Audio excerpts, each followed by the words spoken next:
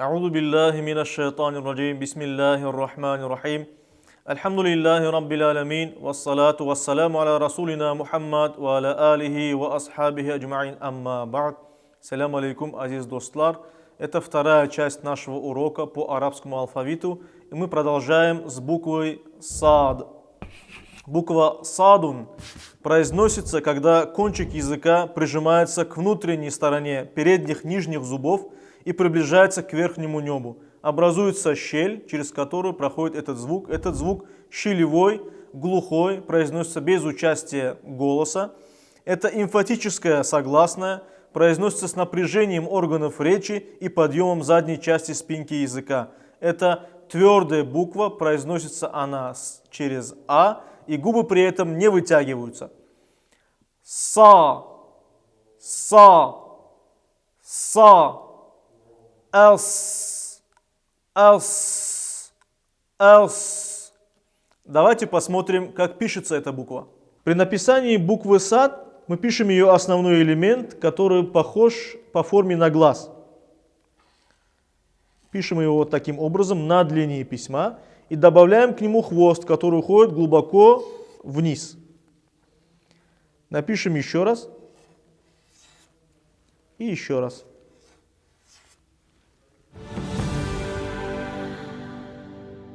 Следующая буква – это буква Дадун. Это уникальная специфическая буква арабского алфавита, самая сложная для восприятия. Произносится звук этой буквы, когда мы правую или левую сторону языка прислоняем к коренным зубам. Этот звук является смычным, то есть мы прислоняем язык и потом его отрываем, и образуется этот звук. Это звук звонкий, с участием голосовых связок произносится. Этот звук также является эмфатическим, то есть произносится с напряжением органов речи и подъемом задней части спинки языка. Это твердый звук, произносится через А, и также мы не вытягиваем вперед губы. Произносится этот звук как среднее, нечто среднее между Д и З, и поэтому в языковых традициях различных народов он записывается через Д или через З. Например, в крымско-татарском языке слово Рамазан через З пишется, а в русском языке через Д – Рамадан. Произносится следующим образом. Ва, ва, ва, ав, ав, ав. Давайте посмотрим, как пишется эта буква. Когда пишем букву Дат, она по написанию схожа с буквой Сад, однако над ней ставится одна точка. То есть мы пишем основной элемент по форме, напоминающую глаз, добавляем к нему хвост, который уходит глубоко вниз, и ставим точку. Повторим. И еще раз.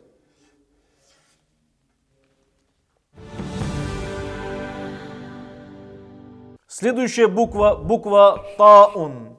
Буква Та произносится, когда кончик языка прижимается к внутренней стороне передних, верхних зубов и переднему небу. И затем язык отрывается от переднего неба и образуется этот смычный звук.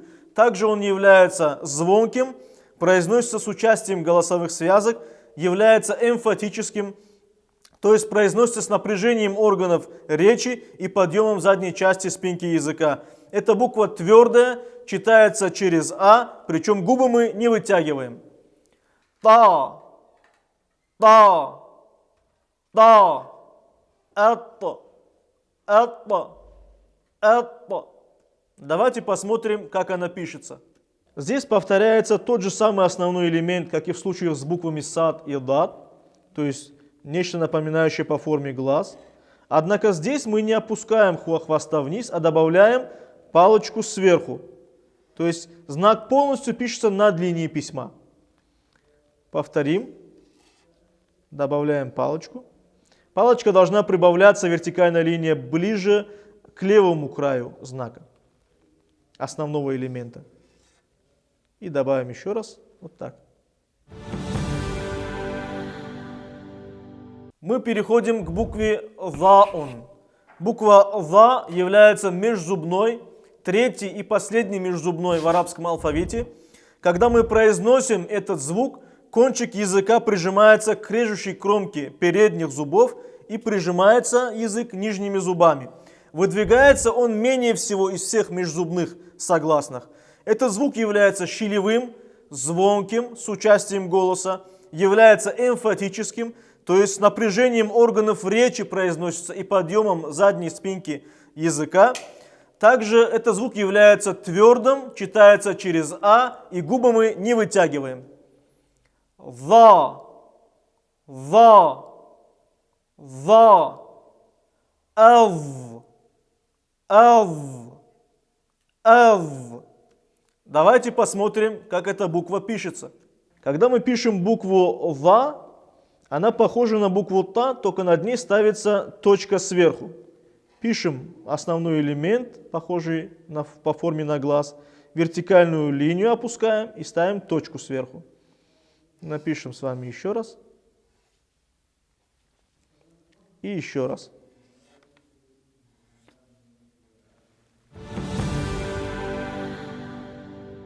Следующая буква – это буква айнун. Буква айн произносится из середины горла, является верхнефарингальной, является щелевой и звонкой. Мы сжимаем горло, через небольшую щель проходит воздух с участием голосовых связок. Эта буква является твердой, читается через А.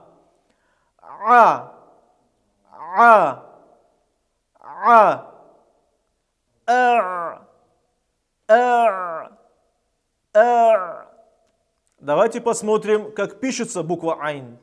Когда мы пишем букву айн, мы ставим основной элемент, который пишется над линией письма. Затем к нему добавляется хвост, который уходит глубоко вниз и вправо. И еще раз.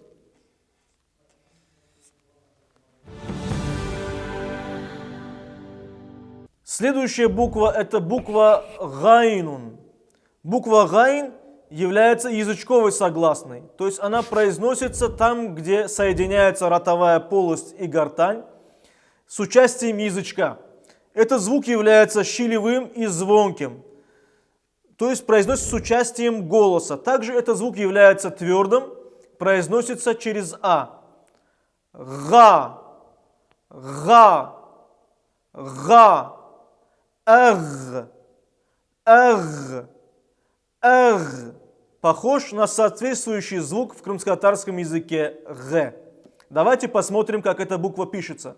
Буква гайн сходна в написании с буквой айн, однако над ней стоит сверху точка. Пишется основной элемент над линией письма, добавляется глубокий хвост, который уходит вниз направо, добавляется точка. И еще раз.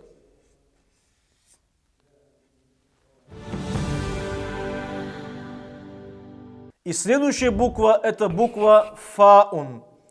Буква фаун произносится, когда внутренняя часть нижней губы прижимается к кромке верхних зубов. Это щелевая согласная, глухая согласная, произносится без участия голоса, и она является мягкой. Читается через и четче, чем в русском языке. Следующим образом. Ф, Ф, Ф, Ф, Ф, Ф. Давайте посмотрим, как пишется эта буква. При написании буквы Ф ее основным элементом является небольшой глазок. Вот такой. Затем к нему добавляется хвост, который пишется лодочкой вдоль линии письма. Схоже с буквой Ба, Та или Та. И добавляется точка сверху. То есть пишем глазок, добавляем лодочку и точку сверху. И еще раз.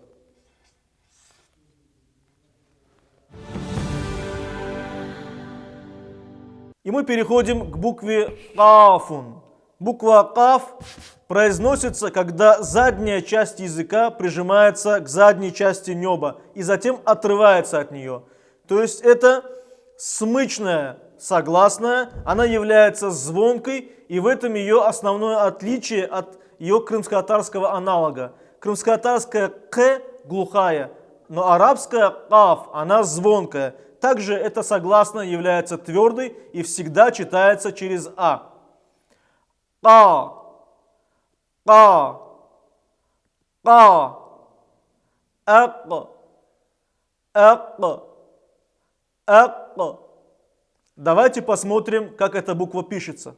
Когда мы пишем букву Каф, мы пишем такой же глазок, как и в случае с буквой Ф. Затем добавляется к букве Каф хвост, который уходит глубоко вниз. И добавляется 2 точки сверху.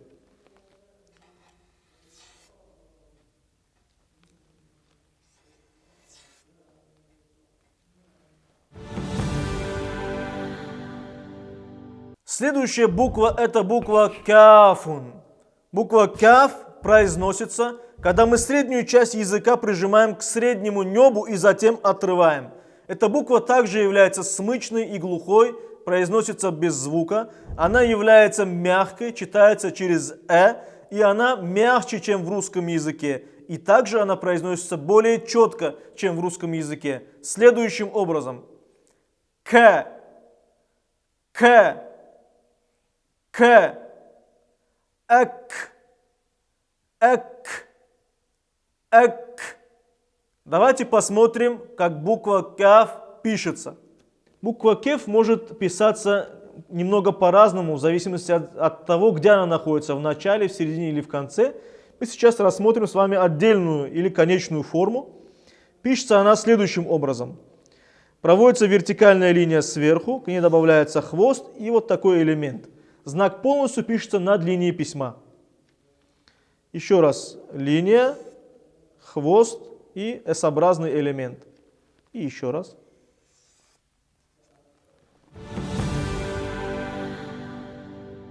И мы переходим к букве Лямун. Буква Лям произносится, когда правый или левый кончик языка мы прислоняем к верхнему небу. Вслед за передними зубами есть небольшой бугорок на верхнем небе. Так вот, не в центр его, а чуть слева или чуть справа мы прислоняем язык, и таким образом образуется этот звук, звук буквы Лям. Этот звук является щелевым, является мягким. Это самая мягкая буква арабского алфавита. И произносится она следующим образом.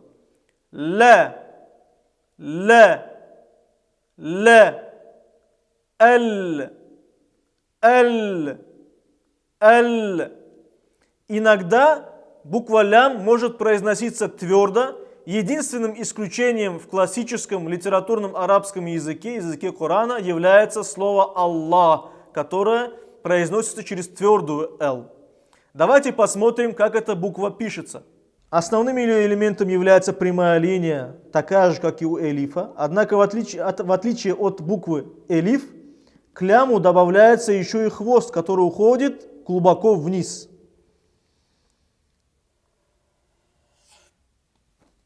То есть мы пишем прямую линию, как в случае с буквой элиф, и потом добавляем хвост. Буква Лям.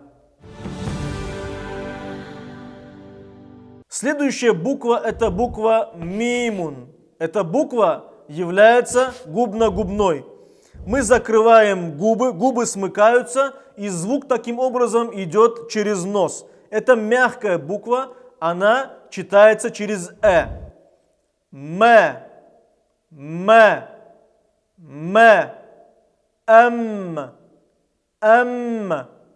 М. Давайте посмотрим, как пишется эта буква. Мы ставим основной элемент над линией письма, вот таким образом, и потом к нему добавляется хвост, который уходит глубоко и прямо вниз. То есть ставим основной элемент, хвост уходит глубоко вниз, основной элемент над линией письма, хвост уходит глубоко вниз. Мы продолжаем, и у нас на очереди буква Нунун. Буква Нун произносится, когда мы кончик языка прижимаем к деснам верхних передних зубов. То есть этот звук является смычным, однако одновременно это является сонантой, с участием голоса мы его произносим, и это мягкая буква, произносится она следующим образом.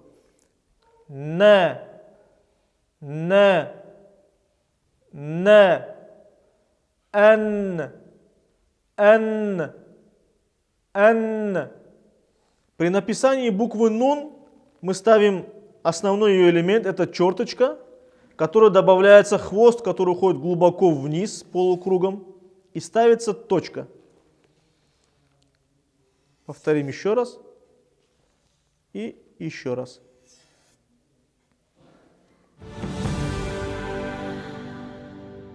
Следующая буква арабского алфавита – это буква ваун.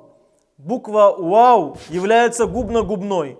Мы вытягиваем губы трубочкой, и таким образом этот звук произносится. Он является щелевым, является сонантой, в нем доминирует голос над шумом, и эта буква является мягкой, читается через «э». Следующим образом.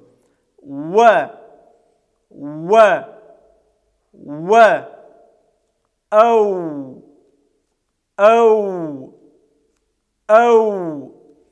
Эту букву обязательно нужно отличать от губно-зубной «в», который присутствует в русском или в крымско-татарском языке, так как в арабском языке губно-зубной «в» нету, есть только «в». Давайте посмотрим, как эта буква пишется. Когда мы пишем букву «вау», мы ставим небольшой глазок и добавляем хвост, как у «ра» или у «зейна».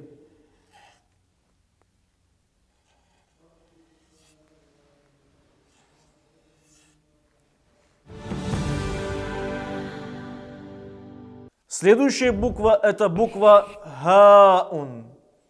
Буква Га, по большому счету, представляет собой выдох. Произносится она в конце гортани, внизу нашего горла. Этот звук является щелевым, глухим, без участия голосовых связок голоса произносится. И этот звук является мягким. Он похож на английскую букву H, как в слове human. Произносится так. Г. Г, Г,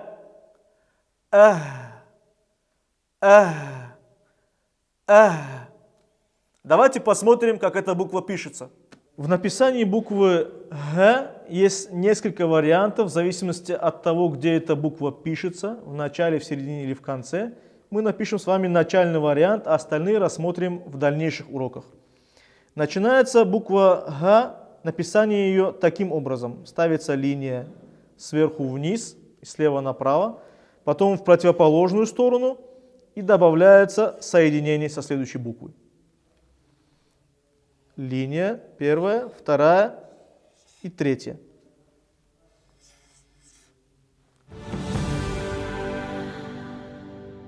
Вслед за этим в арабском алфавите идет буква сочетания, о котором мы говорили, лям-элиф. Произносится это буквосочетание в зависимости от огласовок каждой из букв, буквы лям и буквы элиф. Давайте посмотрим, как это буквосочетание пишется. Ставится буква лям, которая соединяется с буквой элиф следующим образом.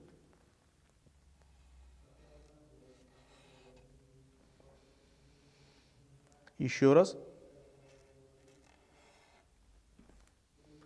Над линией письма пишется все это. Иногда соединение ставится в конце вот таким образом. И последняя буква арабского алфавита – это буква Яун. Эта буква произносится, когда мы прижимаем среднюю часть нашего языка к среднему небу. Образуется щель, через которую и проходит этот звук. Он является щелевым и является сонантой. В нем доминирует голос над шумом. Этот звук является мягким и читается через «э». Е, Е, Е, Эй, Эй, Эй. Давайте посмотрим, как эта буква пишется. Написание буквы Я начинается над линией письма, затем хвост уходит глубоко вниз. Таким образом. Давайте напишем еще раз. При написании буквы Я очень часто ставятся две точки снизу, посередине буквы. Напишем еще раз.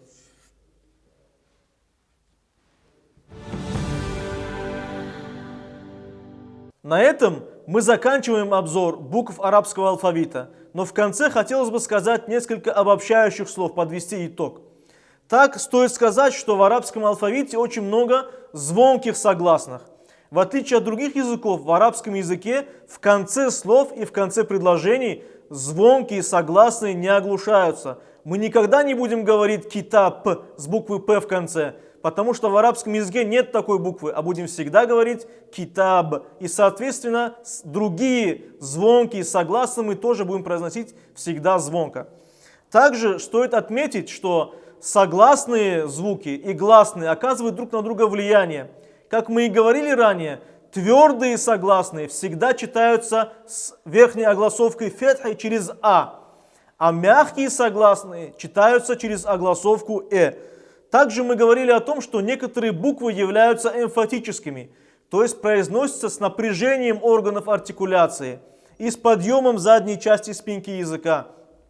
Когда мы таким образом произносим звуки согласные, в них появляется небольшой оттенок буквы О. Однако нормой является при произношении этих букв не вытягивать губы. Губы при произношении арабских звуков вытягиваются только при произношении буквы вау и короткой гласной или длинной гласной у. В остальных случаях при эмфатических согласных мы губы не вытягиваем. Также необходимо отметить, что огласовка «и» с твердыми согласными произносится более твердо, нечто среднее между «и» и «ы». Однако огласовка «у» всегда произносится твердо, мы ее не смягчаем с мягкими согласными. Поэтому говорить «му'минина» будет неправильно, нужно говорить твердо «му'минин». На этом мы заканчиваем наш урок, посвященный произношению и написанию арабских букв арабского алфавита. Вассаляму алейкум ва рахматуллахи та'аля ва баракатух.